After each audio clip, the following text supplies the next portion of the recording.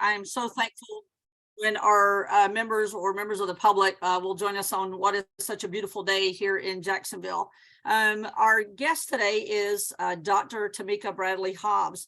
Dr. Hobbs is an author, commentator, educator, facilitator, and consultant with expertise in African-American history, public history, and anti-racism education. She earned her undergraduate degree from Florida A&M University, a proud Rattler, and her doctoral degree in United States history and historical administration and public history from Florida State University.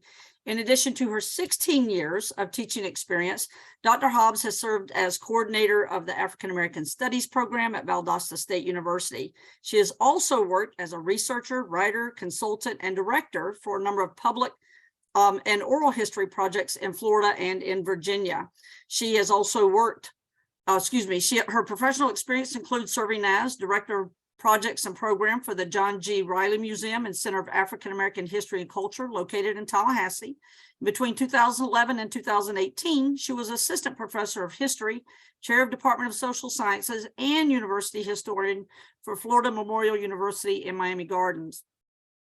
Between 2019 and 2022, she served as associate provost for academic affairs and the founding director of the FMU Social Justice Institute at Florida Memorial University. Her book, Democracy Abroad, Lynching at Home, Racial Violence in Florida, was published by the University Press of Florida and has been awarded bronze medal for the 2015 Florida Book Award for Florida Nonfiction and the 2016 Harry T. and Harriet V. Moore Award for the Florida Historical Society. Dr. Hobbs served as founding president of the South Florida branch of the Association for the Study of African American Life and History, Incorporated, known as ASALH, and a member of the board of directors for the Florida Historical Society. She currently serves as the chair of the board of directors for the South Florida People of Color, a nonprofit organization based in Miami Shores, Florida, dedicated to eradicating racism through education and advocacy. And she is the library regional manager of the African American Research Library and Cultural Center. And it gives me the great honor to turn the Zoom floor over to Dr. Tameka Hobbs. Thank you very much, Linnell, and good afternoon to everyone. It is indeed a privilege and an honor to be with you. This is a very important topic. It is something that I've spent the last couple of years really focused on, raising awareness of the importance of the right to vote. And my particular vantage point is that of a historian, someone who has studied particularly 20th century African-American history with a focus on African-American history. And it has been no easy fight for us to be able to fully enjoy our right to the franchise here in this country and in this state. And some of the events of the last couple of years have been very concerning to me because of that particular body of knowledge. And so I try to do what I can whenever I can to help give people some vantage point about how things have come to be the way they are. My feeling very often is that you can't create an anti-racist future until we understand the facts of the racism that has been a real factor in our shared past. And so I continue to find a role for myself and a need for my voice in these conversations. Can everybody see my screen now? Okay, good. So I'm going to go through the presentation. I have some slides. It's really informational. I do this because I'm a visual learner, and it's good for me to speak from them to help me keep track of the points that I would like to make. But I find that the value in these discussions often comes in the talk back. So I do want to invite you to use the chat to ask your questions, and I'm going to reserve time during my presentation so that we can have some conversation. But the name of this talk is The Struggle for Power, the Fight for the Ballot in Florida, dating from 1865 to the present. And I want to do a few things with this. I want to make sure that at the end of this presentation, the listeners have a basic timeline of Black voting rights, particularly in the state of Florida. Secondly, that you understand the methods that have been used to undermine voting rights and to disenfranchise Black voters specifically, because there is a very long and unfortunately enduring pattern of undermining Black voting rights. And then lastly, to understand the connection between disenfranchisement and the loss of voting rights, that those two things do have a real impact on one another. And in thinking about the importance of this topic and why it's so important to really understand the plight of African Americans to vote, when you really look at democracies around the world and understand kind of the ebbs and flows of access to the ballot for Black folks in this country, it is quite peculiar and exceptional. And I found a quote by R.A. Berman in this book, Give Us the Ballot, that really encapsulates this. And R.A. Berman says that the United States is the only advanced democracy that has ever enfranchised, disenfranchised, and then enfranchised an entire segment of the population. The only advanced democracy. And in understanding that statement, the deeper question is, why do we see these continuing patterns? And I argue that you can find them in our history. And when we talk about Black voting rights, for the most part, in the main, the impact that is going to, the item that is going to have the most impact on that pathway is going to begin with the US Civil War in being fought between 1861 and 1865. And it's the consequences that come out of that war. We all know, of course, that emancipation is caught up in the battle. It was not an intended consequence, of course, of the Civil War, but a military ploy that ultimately becomes reality. But at the conclusion of the war in April of 1865, the question becomes what to do with these 4 million now formerly enslaved men, women, and children. How do we bring them into our society? And more specifically, how do we bring them into our country as citizens, and what do those citizenship rights look like? And so there are going to be 3 very distinct amendments that are important to understand during this period of time. Of course, the 13th Amendment, which officially ends slavery, except for the purposes of punishment for crime. The 14th Amendment, which for the first time in our governing documents will define what makes a person a citizen. It's probably one of the most important legacies of the 14th Amendment, not only defining citizenship, but outlaying what rights a person is entitled to because of that citizenship, due process, and equal consideration under the law. It has been the legacy of the 14th Amendment that has continued to push us towards fuller equality in this country. And last but not least, we have the 15th Amendment, which was ratified in 1870. And it's going to be that law that allows Black men to have, for the first time, unfettered the right to vote in this country. And of course, with the right to vote also comes the right to serve in high office. And there are some really, really spectacular successes during this period throughout the South, but especially in Florida. It is, when I think about the period of Reconstruction, which is what we call this era after the Civil War, before we really see Jim Crow come in and take control, that's what we refer to this time period as, roughly between 1865 and 1877. And it's an incredibly bittersweet period. It's one of my favorite periods in American history, because you can imagine, for those in the state of Florida on May 20th, 1865, when the Emancipation Proclamation was read, the excitement that they would have experienced at knowing that their fate was no longer caught up in chattel slavery. The excitement of Black men being able to run for and achieve office, and they do. Black men are going to be elected to nearly every office possible throughout the South during this period. But the bitterness comes when all of that is unraveled, and it is, as we'll talk about, all based around the erosion of these Black voting rights. But in 1870, the doors are really opening. We're going to see some spectacular successes here in the state of Florida. Robert Meacham, who was born enslaved in Quincy, Florida, became a leader in the AME Church and is going to serve as a state senator. We will see men like also Charles Pierce, who was another elected official who's going to serve in the 1868 State Constitutional Convention. And then as a state senator in 1868 and 1879, he actually had a role to play in the founding of Edward Waters College, which was a part of that AME network there in Jacksonville.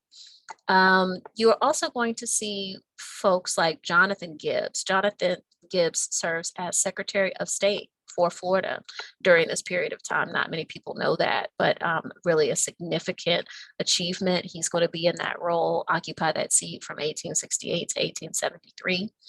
And then he's going to serve as superintendent of public instruction. It's the equivalent of the Commission of Education for the state of Florida for only 1 year. He tragically dies. Some suspect that he was assassinated, but that is very important for us. Number one, to just talk about the types of offices that Black men were able to occupy during Reconstruction.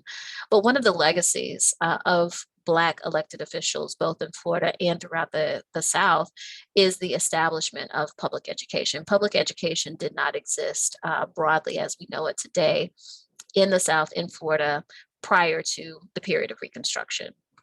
It was because African Americans understood that their ability to maintain and protect their freedom was linked to their education, that they demanded that education. And so you're going to see the public education system come to fruition, and you're going to see what we know today as our historically Black colleges and universities. Most of them are going to be founded during this period as well. So a very important legacy that's left by these leaders. And we, even in the state of Florida, have an individual who is going to be sent to the U.S. House of Representatives. That, of course, is Josiah T. Walls.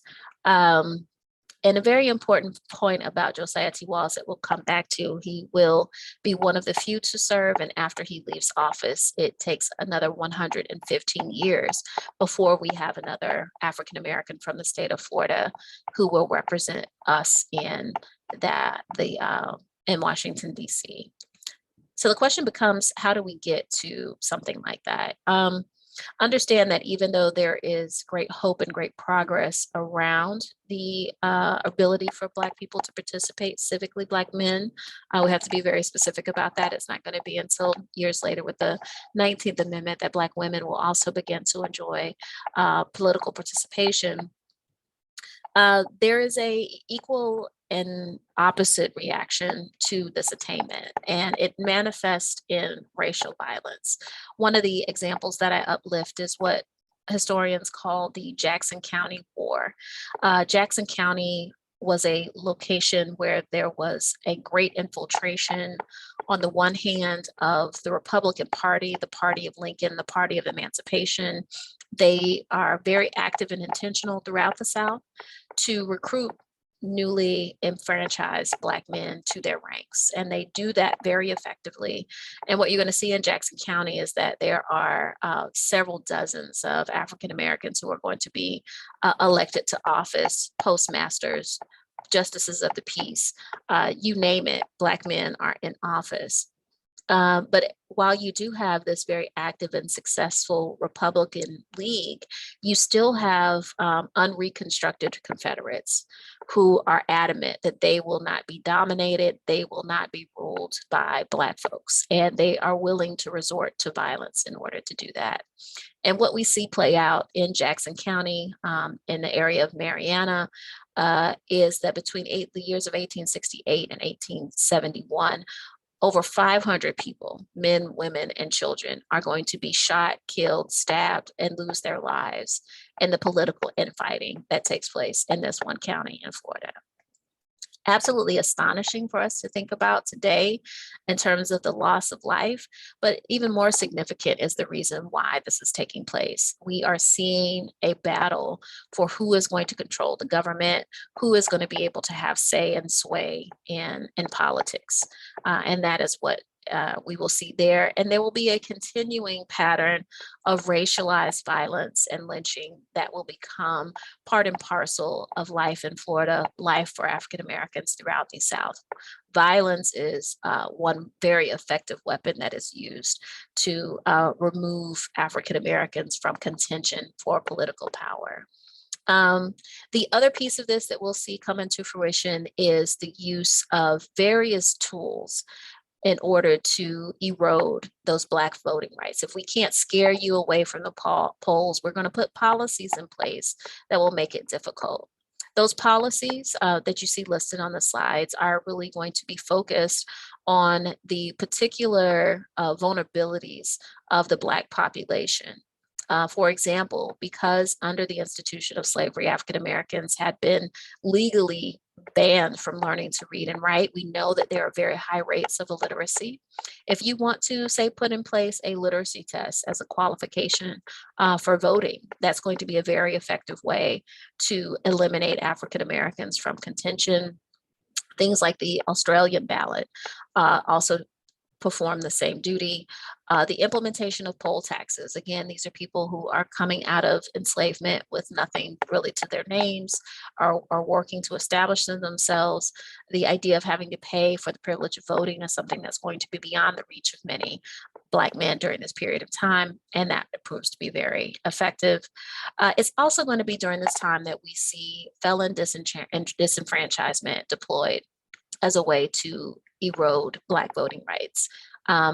There were particular crimes, hog stealing, people resorting to self-help in order to feed their families, crimes like bigamy, again, because of the social and legal structure. During the period of slavery, there was no such thing as legal marriage between Black men and Black women. And so there became customs of engagement and partnership that were very fluid. Now that they are citizens and subject to the law, that many of them don't understand, they can't continue to behave in the same way, quitting one wife, marrying a new wife. Doing so meant that you'd committed the crime of bigamy. And those laws were specifically targeted. Those crimes were specifically targeted to remove Black men from being able to vote. And so what's interesting about this is the tools are sometimes unchanging when we look at this history. What's going to be the ultimate result? When you see the rise of violence, when you see the removal of federal troops from the South, as what happens with the Compromise of 1877, when you see whites able to regain what they call home rule and put into effect some of the laws that we just talked about, there is going to be a dramatic decrease in the representation of African Americans that we see serving through at the state level, county level, city level, as well as the federal level. What you see here is a graph representing the Black representation in Congress. After George White leaves in 1901, he's the last African American to serve during this Reconstruction era. We don't see another African American in Congress until 1915. And as I mentioned, after Josiah T. Walls leaves Washington, D.C. around 1877, it takes us another 115 years before the state of Florida sends another African American to that body. It's going to be Carrie P. Meek in 1992.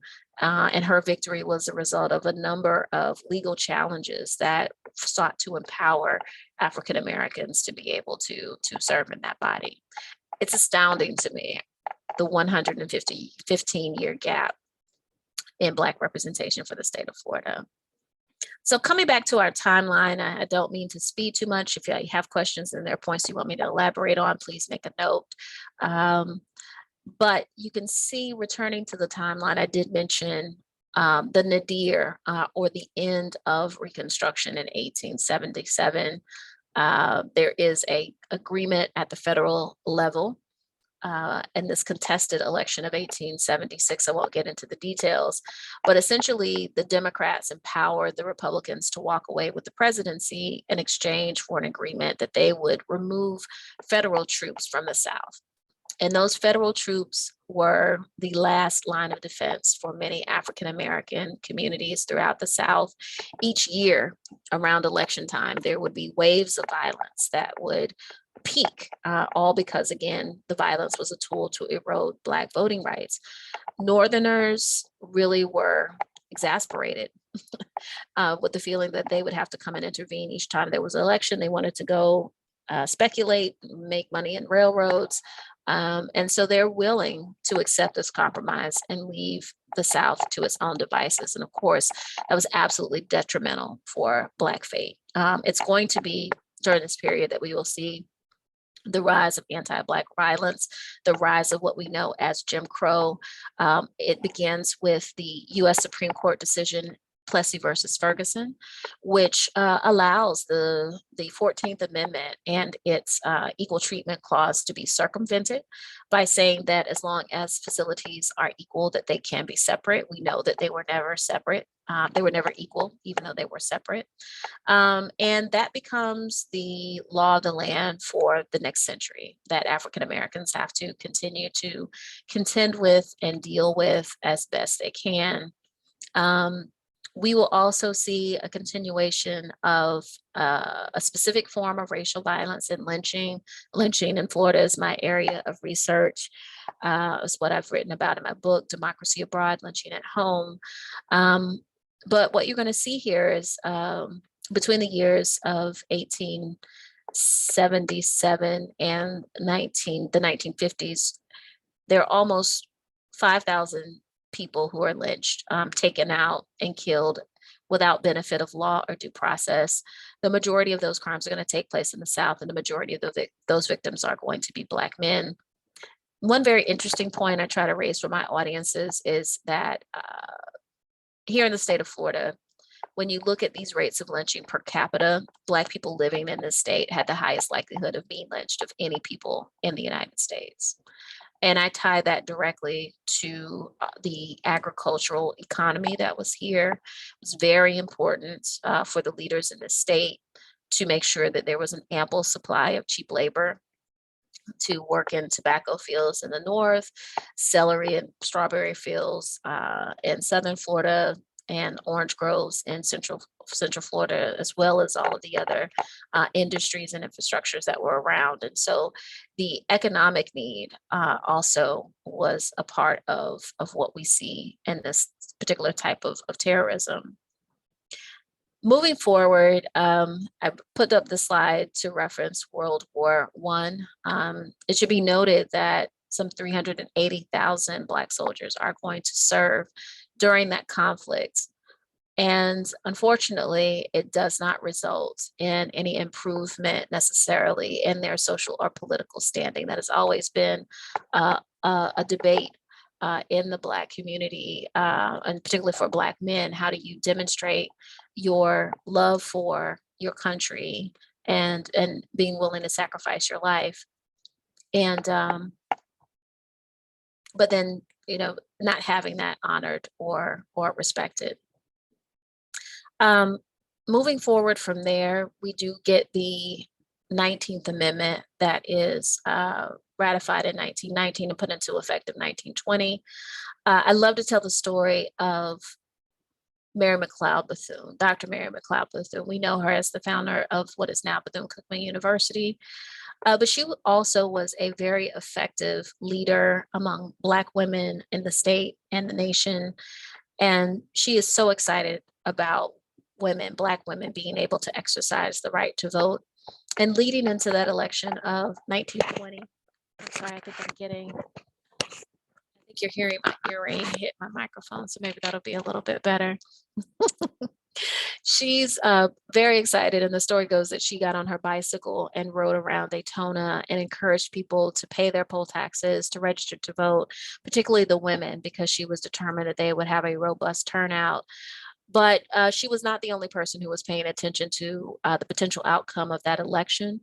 Members of the Ku Klux Klan around the state were very concerned about the threat of Black female voting and what it may represent in terms of moving the tide against their very successful campaign to reduce the impact of Black men voting. And so there was a statewide campaign of terrorism from Tallahassee all the way down to Miami.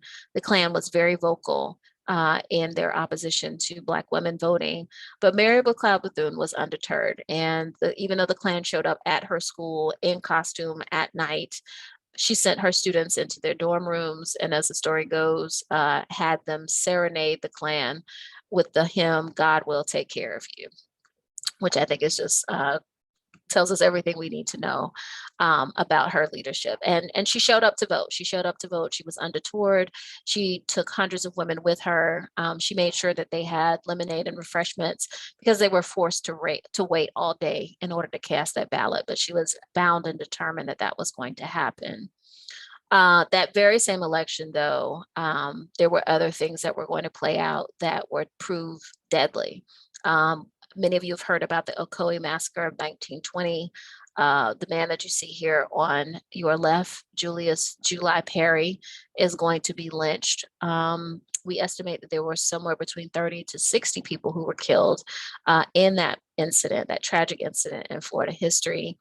A township in OCOEE that had previously had about 500 African-American citizens is going to be decimated. And this all happens because Black men were determined to go to exercise their right to vote. The spark that became the OCOEE massacre was Black men showing up at the polls and getting into a fracas with white men who did not want them to vote. So the loss of life, the destruction of a Black community, the creation of a sundown town in OCOEE that lasts until well into the late 20th century as an outcome. Again, all over Black people trying to exercise their right to vote. I'm going to fast forward here. We do see some improvements and opportunities for Black folks in the United States, particularly under the administration of Franklin Delano Roosevelt. Mary McLeod Bethune had a lot to do with that. We will see the Black community, the NAACP in particular, continue to rally against these strictures that prevented them from being able to vote. There's a major Supreme Court victory in 1944 with the Smith versus Allwright decision, which struck down the practice of having an all-white Democratic primary. The Democratic Party ruled the South, and they declared that their party structure was a private club, and they could determine who could become members. And of course, that meant the exclusion of Black voters. And that meant that they had no choice and no voice in the government. With that being struck down, it offered a whole new wave of opportunities for African Americans. And we're going to see Harry Tyson Moore leap into action. He's a native of Suwannee County as a MI. I like to brag on that. He's a graduate of Florida Memorial University, one of our HBCUs. Went on to Brevard County, where he was an educator, but an activist as well. He has a previous history of being involved in suits to equalize teacher pay. Black teachers in the state during this period of Jim Crow were routinely paid half of what their white counterparts were paid. But once the Smith versus Allwright decision is passed, Harry T. Moore and others are going to organize something known as the Progressive Voters League. And between that time, 1944, and his tragic murder in 1951, that organization is going to register some 110,000 Black people to vote here in the state of Florida. They were incredibly successful. And it was really a remarkable story in comparison to other states throughout the South. But it is probably one of the reasons we know that Harry T. Moore was targeted for assassination. This is a picture of his home after members of the KKK detonated a bomb on Christmas night, 1951, that killed Harry T. Moore within a few hours, and that killed his wife within a few days. And so we count Harry T. and Harriet Moore as martyrs to the struggle for Black advancement here in the state. A few more years down the line, we see more federal interaction. And that's a very important point to remember. Anytime that we have seen significant advancement and improvements in rights and opportunities for African Americans, very often they have come not at the state level, but at the federal level. Of course, in 1964, we get the Civil Rights Act, which allowed for the integration and ended discrimination in public accommodations. I like to tell my students that's why we can go to Cheesecake Factory and Starbucks today and get services, because of the Civil Rights Act of 1964. And then the big one comes, and that is the Voting Rights Act of 1965. And it provided federal protection for the right to vote. And I want to draw your attention specifically to Section 5, which requires pre-approval for any changes to the law in jurisdictions where there had been a really difficult history of abuse of Black voters. That's important to come back to, because as we follow this pendulation back and forth, you'll see where this has come up yet again for us in recent history. This graph just shows you the increase in Black voter participation. One of the most striking figures, if you look there on your left in the center of that chart in orange, the registration rate for Black voters in Mississippi and how that changes a few years after the Voting Rights Act of 1865 goes into effect. This is a place with a Black majority. People who had not been able to vote are now able to vote.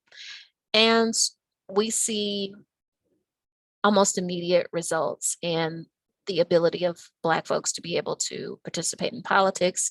We have Jolene Kershaw, who's the first African-American to return to the Florida House post-Reconstruction when he's elected in 1868. Gwen Cherry follows him.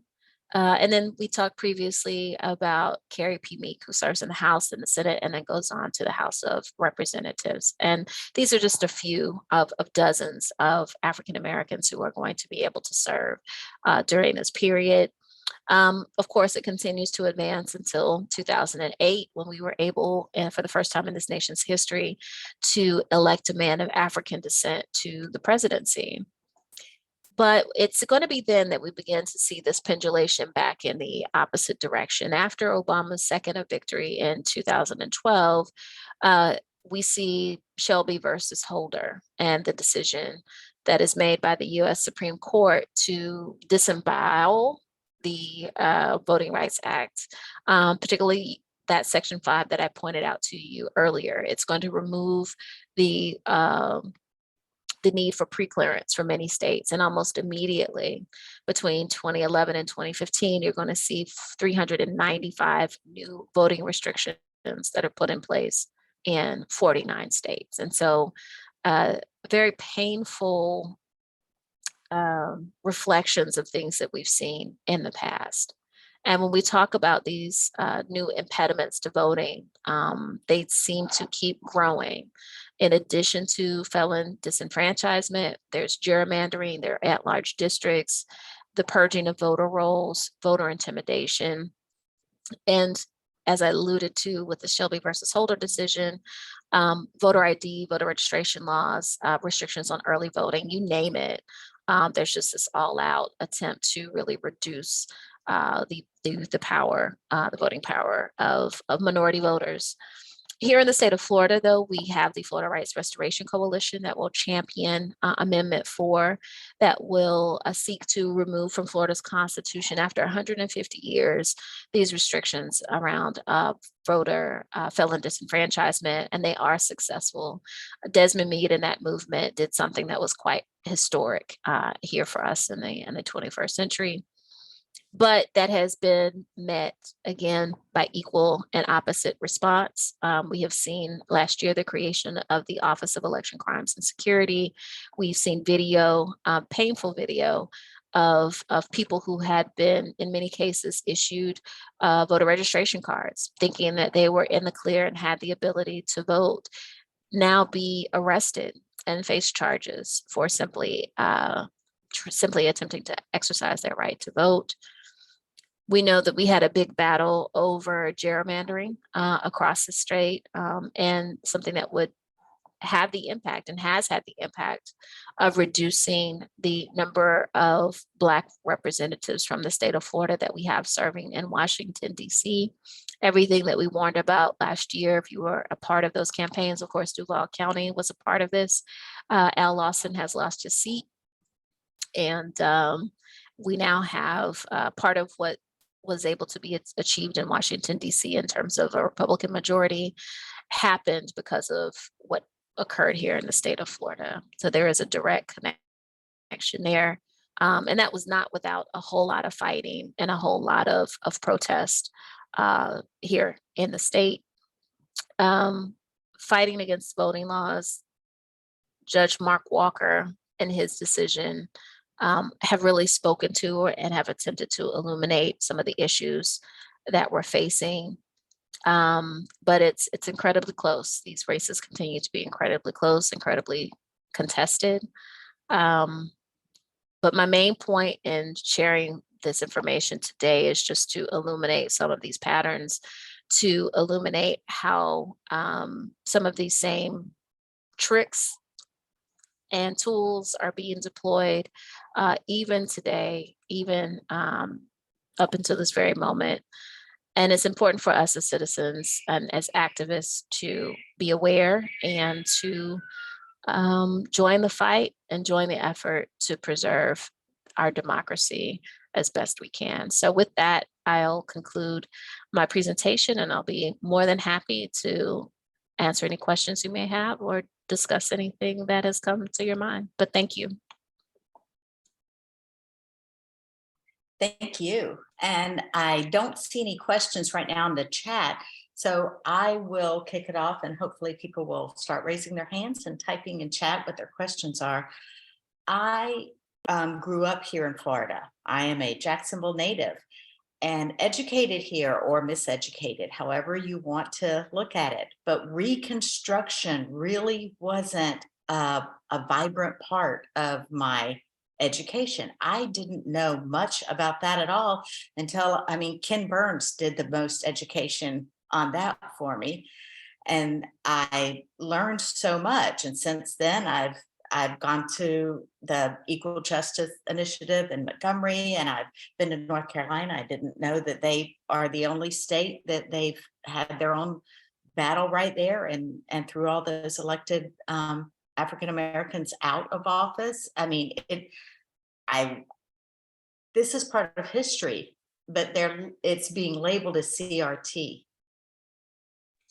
Yeah, that's the real tragedy in all of this is when we talk about politics and when we talk about tools, the way that people are using legislative power and political power to impact freedom of thought, freedom to read. I'm now the manager of the African American Research Library and Culture Center here in Fort Lauderdale. We're part of Broward County Libraries, and we are watching with great concern the bans on books.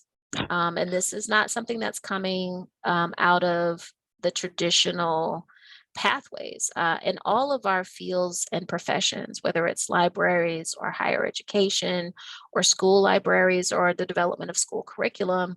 There are processes by which we vet and approve materials.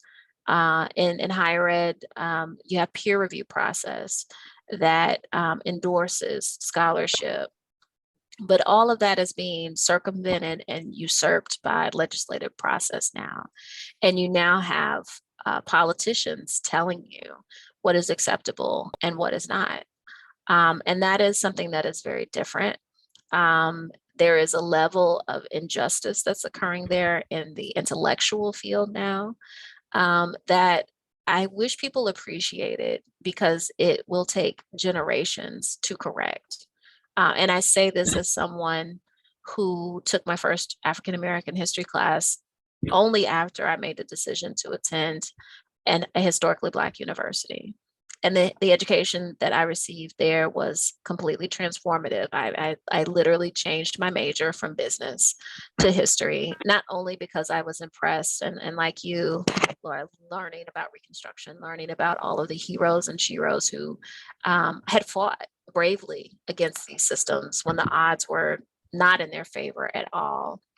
But more importantly, even as a 19-year-old, I was very frustrated that someone somewhere in some office made the decision that I didn't need to know this information. And it was absolutely vital to my social identity, my sense of self, my sense of purpose. And I'd been very pleased over the years to see concrete steps being taken. Federal statute now requires mandates the teaching of Black history, even though it is not measured and tracked in the same way that the teaching of Holocaust history in our state. There is a state mandate there. There is the African American History Task Force that is a part of the Florida Department of Education that is supposed to oversee these things. So there's been all this progress over the years, only for us to reach a point now where there's really a chilling effect. Teachers do not want to be accused of teaching critical race theory. But everything is so vague. No one knows what critical race theory is. So the uncomfortable parts of our history, of which there are many, especially when it comes to the area I study of Black history, whether we're talking about lynching, whether we're talking about events like what happened in OCOEE. This month we are looking at, well, last month we were looking at the 100th anniversary of the tragedy of Rosewood and the Rosewood Massacre. These things are real, they're documented, they happened, they are tragic, but we can't say now that if learning about these terrible incidents somehow hurts someone's feelings or makes them feel guilty, then maybe we just don't need to talk about that. We are right back to square one then, where there is erasure, where there is silencing, where there is in that lack of truth. Because it's either one of two things. Either you're going to tell the truth and tell the whole truth, or you're going to leave out some parts of the story, and by that, leave out some people. And that's the battle that we're facing here in our state. When you look at teachers who are emptying their classrooms of books. We had an incident here this past weekend. For 20 years, we've hosted the Ashley Bryant Art Series Conference, where we uplift illustrators of color who've won the Coretta Scott King Award. And we had the privilege of hosting Jerry Craft, who is phenomenal. He's won not only the Coretta Scott King Award, he's won a Kirkus Award, and is the first graphic novelist to have won a Newbery Award. And that award has only been won by 5 African Americans, but he's here in our city, in our county, in our facility. And as a part of him being here, we loan him out and make an offer to the local public schools. Well, Jerry Craft was scheduled to go out to visit a middle school, but that middle school's administration subsequently disinvited him because they were concerned about this climate and about the accusations that would be made against them, because Jerry Craft's books have been targeted by conservatives. They accused him of promoting CRT because his protagonist, who's a middle school student, a young Black boy who's going to a predominantly white school, gives voice to what it's like to be othered, to deal with what we call microaggressions. And for that reasons, Jerry Craft's book is being pulled out of school libraries all across our nation. And now here in Broward County, he was silenced and prevented from having audience with children who might have been inspired by his stories, because he testified to, and I'm able to testify to as the mother of 2 boys, it's been graphic novels that have made avid readers out of kids who are reluctant readers. But they won't have that opportunity now because of the particular climate that we happen to be living through right now. It's heartbreaking and very concerning. Hey, Dr. Hobbs, I just wanted to chime in real quick. I know before this last election, the League of Women Voters and a number of other people hosted the African American Policy Forum as they came to Jacksonville, and they were giving away very freely books that are being banned in different states. Nora Zill Hurston's book, Their Eyes Were Watching God, The Color Purple, just a number of books. I mean, it was amazing to see what could get banned and why. But you're right, that emotional thing that triggers in someone when you read something that makes you feel something, you may feel awkward, uncomfortable. But I think most of us have come to learn that uncomfortable space is where we really begin to grow as people, and it makes you have to do some self-analysis. But there are people who are thinking, does it matter that these schools are banned in the book or in the school or in the school library? Does it matter, since they can go and purchase these books off the shelf or get them in their local public library? What would be your thoughts on that? I think the first thing that comes to my mind is something that I've already seen as I've talked to teachers who teach Black history in our schools. It's the fear in the profession of all it takes is that one person, that one parent to accuse you. And in the case of what's happening with the books in schools, it's a 3rd-degree felony that they'd have to face. And when you think about particularly underserved schools, and what having access to a book in your teacher's classroom means in terms of access, to have that go away is just something very difficult to imagine the impacts. Not everyone has the parent that can take them to the library. Not everyone has the parent who can take them to the bookstore and afford to purchase books. I remember when my youngest son really got into Geronimo Stilton was what got him caught up. It was another one of these very graphic novels, but he didn't want to go to the library because they didn't always have the next installment. But he was reading really fast and faster and faster. So every week, mommy had to use her Starbucks money to go get the baby, his next installment of Geronimo. I was able to make that happen for him. But I think about so many parents who may not be able to do it. So it's, for me, it's really about the impact on the teaching profession and our teachers and librarians in our public schools, especially. And then the consequences, again, that will have generational impact of the kids who are missing out because of the decisions that are being made by our political leaders and that we are, as citizens, allowing to happen around us. And I will just say, I was born and raised in Jackson County, Florida, that you mentioned earlier, none of which that history we were taught in our public schools, but also where I'm from, it's a population of 1,900 folks. So we don't have a local library. We only have the school library, which the public is allowed to use periodically. So our children are definitely not going to have access to a number of things that they could benefit from. So Dr. Hobbs, do you have any? Sorry. We have a question in the chat from Lynn asking, what simple steps might we take to help turn the tide? She's commenting that, we are in frightening times and it seems that Florida is traveling backwards. So what can we do to help, maybe reverse this? I think, it takes each of us to engage with our elected officials and let them know what your values are and where you want attention, what you want to see happen. I think that all of us as citizens have that ability, the right to petition, the right to raise our voices. That is a very simple step to take a stand. And I think that, I know for us in libraries, we are looking for support. We are talking to our friends' organizations so that they can understand some of the challenges that we're facing. They are activated as our advocates, these friends' organizations. So becoming a part of your friends groups, leaning in and talking with your teachers to see what types of efforts could be made to support them. Oh, sorry, we have fire alarm practice today.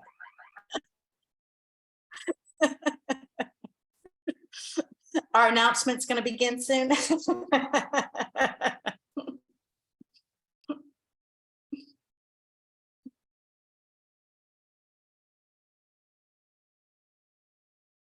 I think that Tameka muted while the alarm system's going on, so that's all good. I was going to address one of the things Linnell mentioned about the access to the books. One of the things that they're doing in the libraries now, and you may not be aware, is that a lot of the librarians have created links to their public libraries on their local school library website, because the public library has the ebooks and a lot of the local schools don't.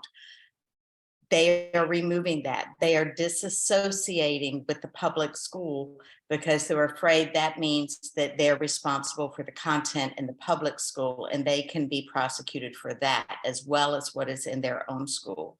And in addition, in order for a student to go to the book fair, parents either have to be there or parents have to approve whatever books are in the book fair, which that's going to mean book fairs are going to go away because all the parents aren't going to be able to be there.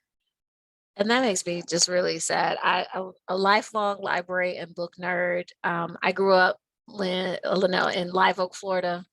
So there were limited experiences that we could have, but I credit my mother's efforts in embedding into me and my brother a love of books and taking us to the library. It was something that was very expansive. And for a young, curious kid like me, it made all the difference. I was able to touch all types of different worlds because I went to the library. So anytime that I'm hearing about these types of things, it's just really heartbreaking. I put in the chat a link to something that's been shared in our networks. And it's just illustrative of some of the efforts that are being taken to make sure that people have access and maintain the freedom to read. It's booksanctuary.org. There are other groups that are willing to, I know Haymarket Books is willing to make available for free for anyone who wants, as long as they have quantities, some of their titles that have been targeted.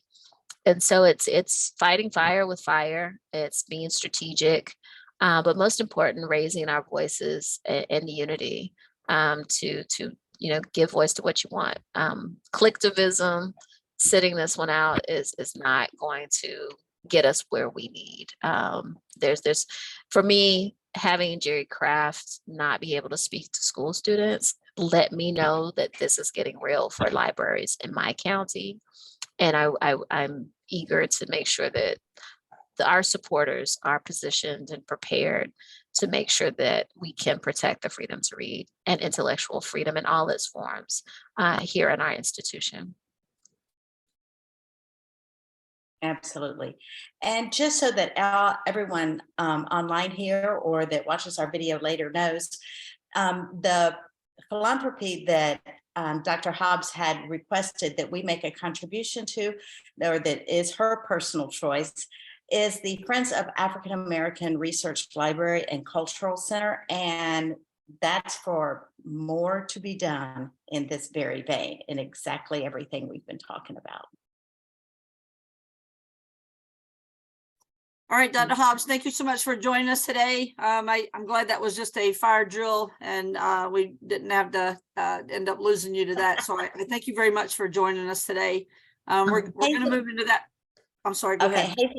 Hazel has her hand up. I didn't know if she needed to say something real quick. So much. Can you hear me? I can. Hi.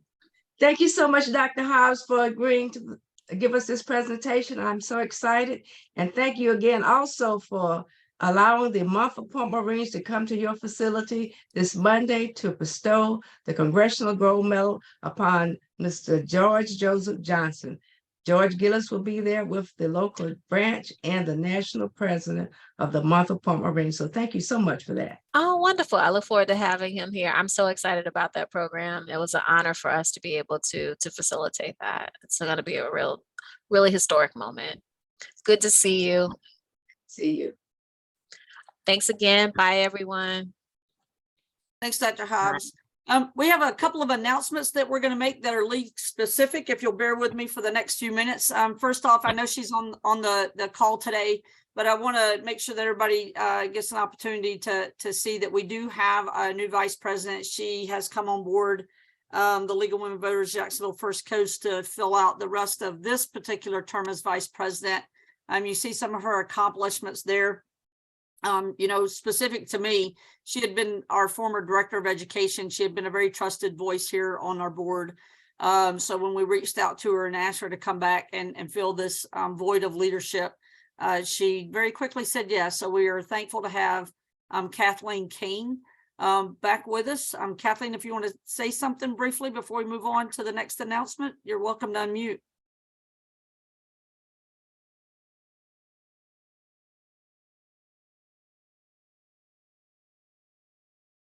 Maybe she's where she can't.